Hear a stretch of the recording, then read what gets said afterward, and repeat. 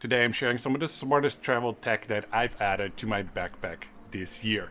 And one of these things is a solution to a problem I didn't even know I could fix. Right now I'm on the beautiful Azores Islands, a trip I'll be sharing more about in the future. But right now I want to talk about more practical things, specifically the gear I use for my adventure trips, as well as what's in my backpack when I'm working remotely. Alright, let's dive right into it by answering one of the most common questions on my channel, which is what camera do you shoot with? Now the answer is actually a Panasonic G9 II, but I wouldn't necessarily recommend it to anyone because that's an advanced camera that takes a long time to learn. However, my secondary camera is one that I love to recommend to anyone. If you just want to have a cool montage of your trips, then I recommend getting the DJI Action 4. Specifically the 4. Not the 5, which is already out, the 4 specifically, for a reason I will share in a minute. Now, I think it's cool to bring an action camera on a trip because it allows you to do things you simply wouldn't do with a phone. So you can go into the water with it, into dusty environments, and I like having a discrete, like a separate device just for shooting memories of my trips. An action camera is still very lightweight, easy to pack, and easy to use. What I don't like about the GoPro, and for that matter smartphones and many cameras, is that they are enhancing the image so much that it becomes a little unrealistic. Sometimes they take it too far, but with the DJI Action 5 they make it so evenly lit that it kind of becomes this flat HDR image, and I think it's actually kind of ugly, and the 4 doesn't have that. Actually, I'm shooting on the Action 4 right now. I think it has really nice, vibrant colors, but it still looks like the real thing. And that's my recommendation if you want just a simple camera that you can just easily pack and take on your next trip. As far as digital devices go, I've kind of tried everything on my travels. I've traveled with a laptop. I had a simple Chromebook for a while. I've used tablets. Now I've settled on one device that I absolutely love, but I should say it's more for my adventure trips where I don't need to work. So for that I use a 7-inch Samsung tablet, a mini tablet. I just got it for traveling specifically. First, the size is great. It's 7-inch, so you can just easily put it on a tray table in your plane, on a train, on a bus. It is perfect for that. It's basically pocketbook sized, so it's nice for media viewing, for a bit of ebook reading. I also like that it wasn't that expensive. I got this on a deal for like 100 euros, and I'll admit it's a slow tablet, which is kind of fine if you're traveling, you want to enjoy, real life anyway. But as a consequence, I don't worry so much about losing it or theft. It's not my MacBook Air or anything, so that gives me some peace of mind. I do have travel insurance, but it has a maximum, amount that you could claim in case of theft. So this way I just keep the total amount lower. And if I don't need to work, I just take the little tablet. Now, if you're gonna be a digital nomad or you're gonna work remotely, then the next device is gonna be very interesting to you. Actually, it's 2 devices. One is a travel router that is very compact, very easy to pack, and you can bring it with you wherever you go. The other is another router that you leave at home connected to your home network. And this brings me to the sponsor of this video, KeepYourHomeIP. What they allow you to do is to create a private connection, a VPN connection between the travel router and your home internet connection. Now, I should explain that this is different from the public VPNs that you usually hear about. With a public VPN, you're connecting to a server, a cloud service, a centralized server that you then connect out of to the internet. That's nice, but it's not as nice as having a private VPN connection that actually goes through your home internet. So everything will actually be 100% the same as it is as if you were working from your home. That means your logins, there won't be like security alerts saying, you're in a different location, and your media library is going to be the same as in your home location, and so on and so on. So you might know that you can check your IP address.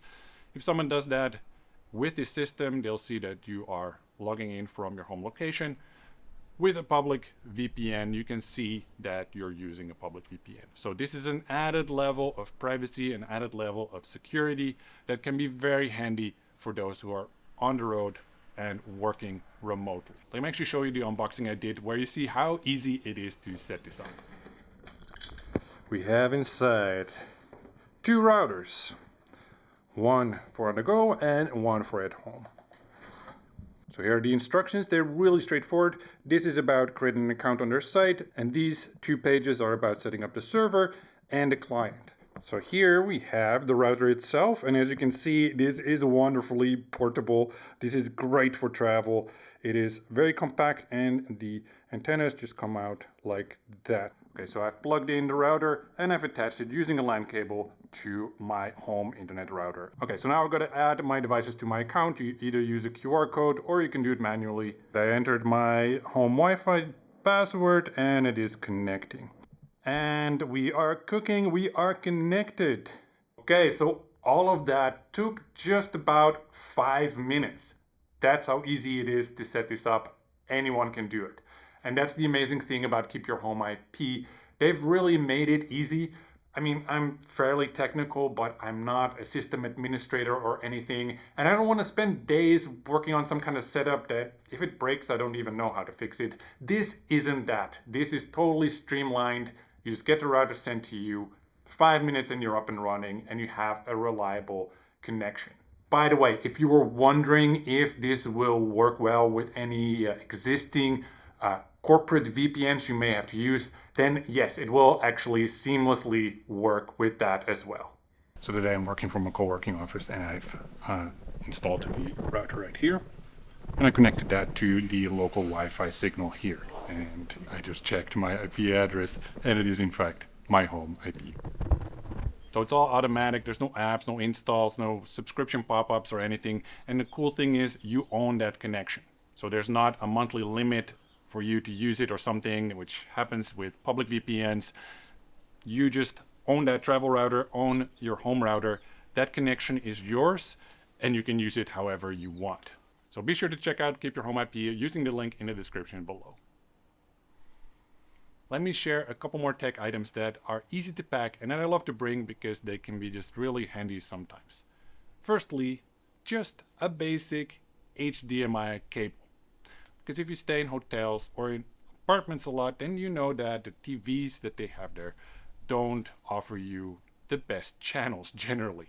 What you can get is maybe CNN and a bunch of channels in languages that you don't understand. So this is why you want to have your own HDMI cable so you can watch whatever you want streamed from your own device. If you have an HDMI to USB-C converter, then you can even use your phone or tablet for this. Then there's an international plug adapter, which, as you may know, there are different plugs all over the world, which is kind of annoying if you're hopping from country to country, but also if you're in transit at an airport in a different country, then sometimes your plugs will just not work. So if you just get an international plug adapter once, then you'll never have to worry about this again. And finally, I like to have a small power bank with me because, you know, we are so reliant on our phones to do things like checking in to our hotel or finding things on a map. And then if your battery is dead, you have a problem. I faced this a while ago in Laos when I was driving around on a motorbike and I kind of got a bit lost. Then my phone was dead, which had the only map that I had. So then I had to ask some farmer somewhere, like, hey, can I charge my phone? His house had literally one socket, so I was standing there charging my phone in this, local man's house. That was kind of a fun interaction, but it was really awkward. This actually circles back to my first recommendation because with the DJI Action 4, if you purchase the kind of full pack with the accessories, you get 3 batteries and a charger. Now that charger actually also doubles as a power bank. I love that. I love items that are multifunctional. It means you have less clutter, less packing weight. So yeah, as you can get from this video, I like, solutions that are simple, that are easy to use, and that are easy to pack. And I think that's important if you're gonna travel a lot. You don't wanna, have too many things in your backpack or in your luggage that don't need to be there. If you are traveling as a digital nomad or remote worker, there's another kind of criteria, at least for me, it's like reliability. I wanna make sure that my setup works, and I want to have ownership over my setup. So that's why, I don't just make backups to the cloud I also have a hard drive that I copy things onto. And then when I get to home base, I copy those files onto my own hard drives in a NAS server that I own.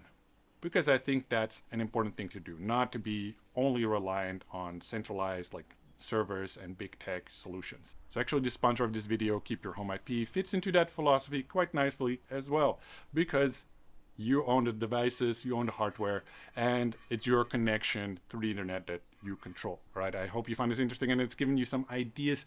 I will put links to everything I've discussed in the description below, and I'll catch you next time.